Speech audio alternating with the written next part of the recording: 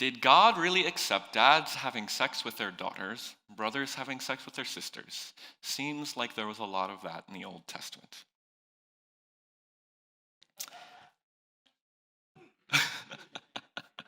Have you ever read this stuff in the Old Testament?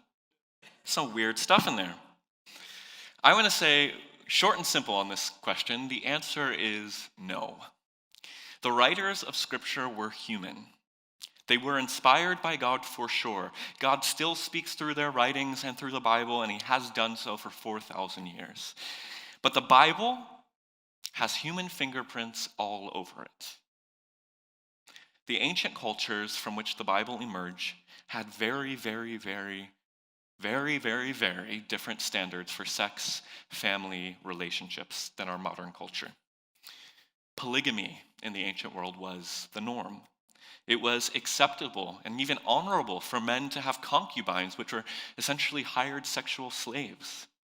And in some cultures, incest was permissible. But hear me, these are cultural standards. They are not God's standards. The Bible comes from a culture. If God were to write Scripture today through us, our culture would be reflected in the text because we are all enculturated humans.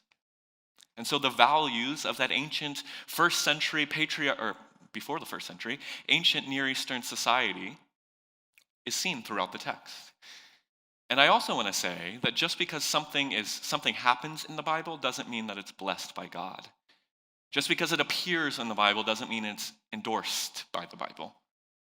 So yes, actually, there were instances of incest in Scripture, and in some of the most famous ones, if I recall, there's a curse associated for that, because we know today, biologically, it's not healthy or helpful, and God knew that 4,000 years ago.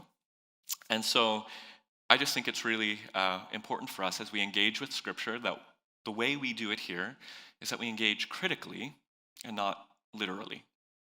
If you were to take all of the stuff in the Bible literally, then we would have some very weird standards for what happens in our community. But we don't. We understand it comes from a culture. We look beneath and around and ask God, what could you be speaking through these strange, weird stories?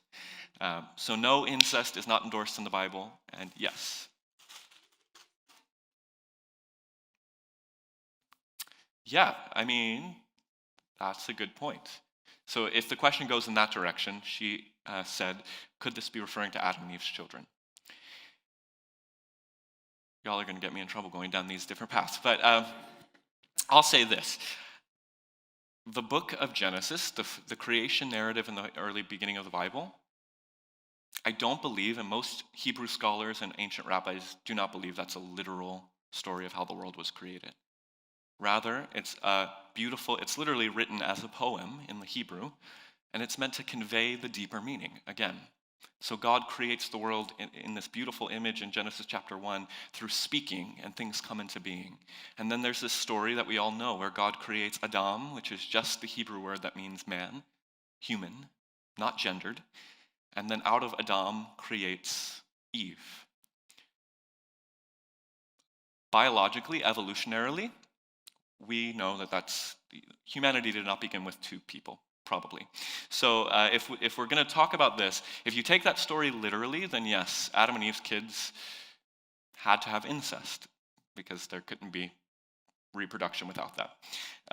And even if you take the evolution narrative as truth, some people were having incest at some point in human history, so that's whatever. That needed to happen for that humanity to come to be, I suppose. But here we are hundreds of thousands of years later, and I don't recommend incest. So just take that as... we as a church are known for a lot of things, but I went loud and clear, incest is not one of the things we're here. Woo! This is why I love this series. Goodness gracious. Let's go to the next question right after that.